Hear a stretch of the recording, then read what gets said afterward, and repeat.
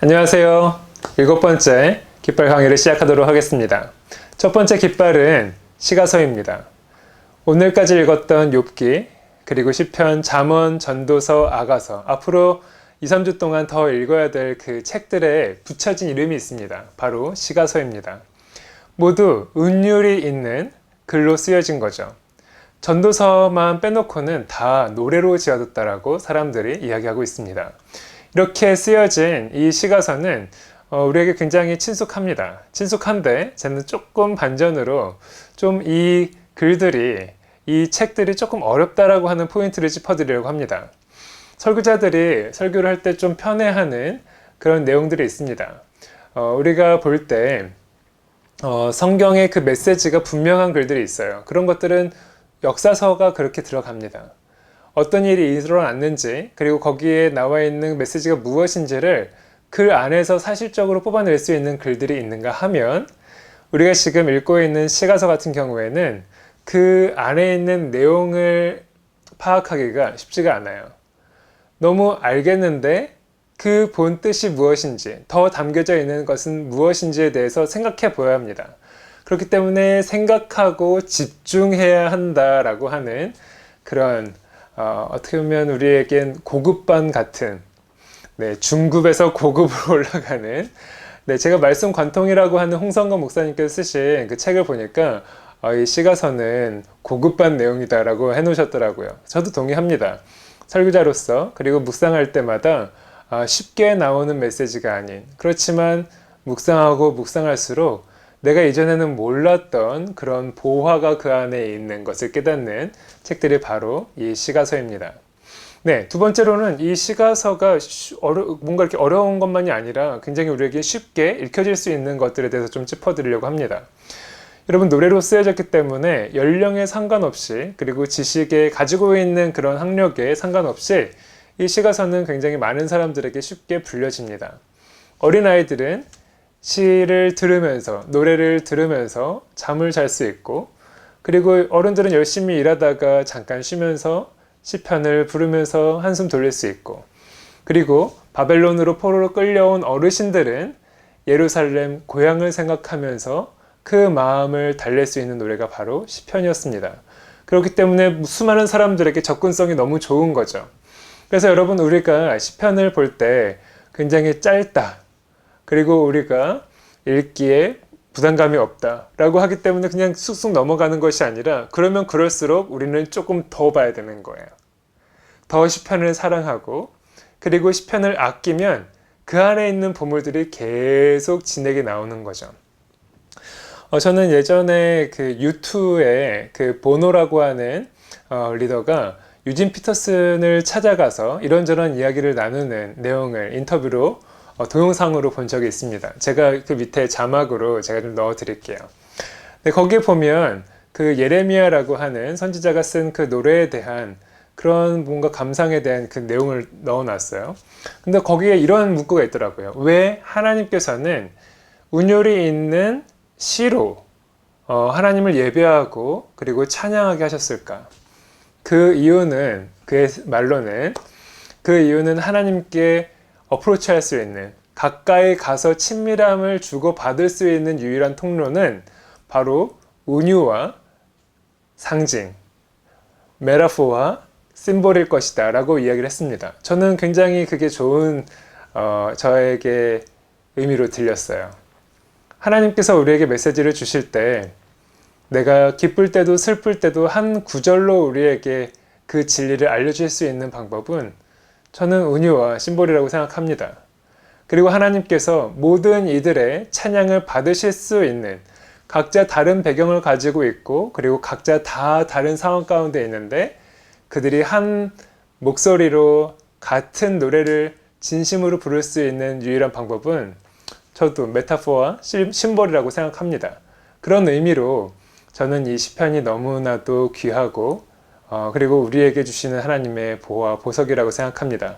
여러분, 첫 번째 깃발, 시가서라고 하는 이 장르의 말씀들을 사랑하시는 계기가 됐으면 좋겠습니다. 그리고 우리가 바이블 트래킹을 하잖아요. 걸어가면서 흥얼흥얼 거리면서 노래를 부를 수 있는 그 내용이 바로 우리가 지금 읽고 있는 그 내용이 되기를, 그 말씀이 되기를 바랍니다. 네, 두 번째 깃발입니다. 네, 두 번째 깃발은 첫 번째로 우리가 함께 나눴던 시가서의 특징 중에 은유와 상징, 메타포와 심볼이라고 하는 것에 대한 예를 하나 들려드리려고 합니다. 저는 예전에 미국에 있을 때 예수님을 믿는 유대인들과 함께 예배를 드려본 적이 있습니다. 예수님을 믿으면서도 유대 전통을 지키고 있는 그 분들이, 그러니까 복음주의 안에 어떤 이름으로 불리냐면 메시아닉 주이시라고 불립니다. 복음주의 안에 그들은 따로 모여서 토요일날 예배를 드립니다. 저는 그들과 함께 예배를 드리는데 굉장히 인상적이었던 장면이 지금도 머릿속에 남아 있습니다. 예배 중간에 말씀드리기 전에 랍비들과 그리고 장로님들이 나오셔서 흰색 천에 그 네 구퉁이를 하늘로 머리 위로 들고, 그리고 예배당 안에 있는 모든 아이들을 다 그 천 안으로 들어오게 했어요. 그리고 갓난아기를 안고 있는 엄마들은 다 그 안으로 들어오게 하는 거죠. 매주 그렇게 하는 거예요. 그리고 그때 읽어주시는 말씀이 있습니다. 제가 읽어드리겠습니다. 이 말씀에 하늘의 장막이 나옵니다. 시편 19편 1절부터 5절까지, 6절까지 읽어드리겠습니다. 하늘이 하나님의 영광을 선포하고 창공은 주님의 솜씨를 알립니다. 낮은 낮에게 말하고 밤은 밤에게 아는 것을 알려줍니다. 언어가 없고 말하는 소리도 없고 들리는 소리도 없지만 그 소리들은 온 땅에 두루 퍼지고 땅끝까지 퍼져나갑니다. 하나님이 해를 위하여 하늘에 장막을 치셨습니다. 해는 마치 신방에서 나오는 신랑 같고 씩씩하게 달리는 용사와도 같습니다.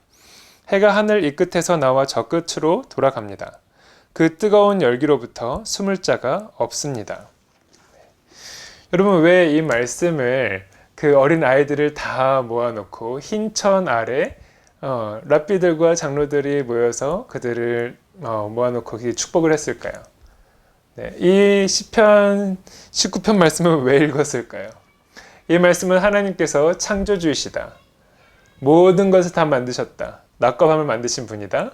그리고 해가 있는데 그 해를 위해서 하늘에 장막을 치신 분이다. 네, 여러분, 하나님이 창조주이시고 운행하시는 분이시라고 하는 것을 이거보다 더 클리어하게 설명할 수 있는 표현이 있을까요? 그리고 그 하나님께서 우리의 하나님이신 것을 그들이 설명하는 거죠. 시편을 노래하고 들려주면서 하늘을 창조하신 분, 해의 장막을, 하늘의 장막을 펴신 분이 당신의 자녀들의 하나님이십니다. 그 하나님께 우리는 기도합니다. 그 기도를 하나님께서 들어주실 것을 우리는 믿습니다.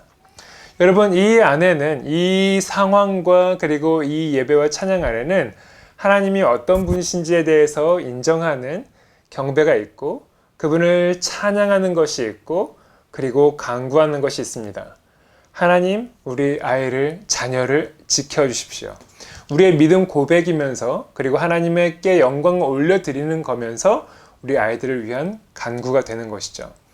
여러분, 하늘의 장막이라고 하는 이 키워드, 시편 안에 있는 이 키워드가 우리에게 주는 말씀의 그리고 묵상의 깊이는 굉장히 깊습니다. 그리고 이것을 통해서 하나님께 우리가 찬양을 드릴 수 있는 것에서 그치는 것이 아니라 우리 자녀들에게, 그리고 우리 사랑하는 교회의 모든 식구들에게 메시지를 전할 수 있는 훌륭한 설교가 되는 것이죠. 여러분, 하늘의 장막 근사하지 않으세요? 시가서에는 이런 말씀들이 곳곳에 숨겨져 있습니다. 여러분, 매 장마다, 매 편마다 그 노래를 부르는 사람들의 사랑망이 다르고, 그리고 그들의 표현과 그들의 감정이 어떻게 흘러가는지에 대한 맥락이 다릅니다. 여러분, 이 안에서 보석을 찾을 때마다 여러분 하나님을 만나고, 그리고 하나님께 올려드리는 그 찬양이 그때그때마다 다르시기를 바랍니다. 네, 여러분, 하늘의 장막 마음에 드시나요? 하나님께서 여러분에게 그날마다 행복을 시편의 말씀을 통해서, 그리고 전도서와 아가서를 통해서 주시기를 주님의 이름으로 축복합니다. 네, 여러분 화이팅입니다. 완주, 네, 이제 끝이 보입니다. 반 넘어가니까 끝이 보인다라는 생각이 드네요.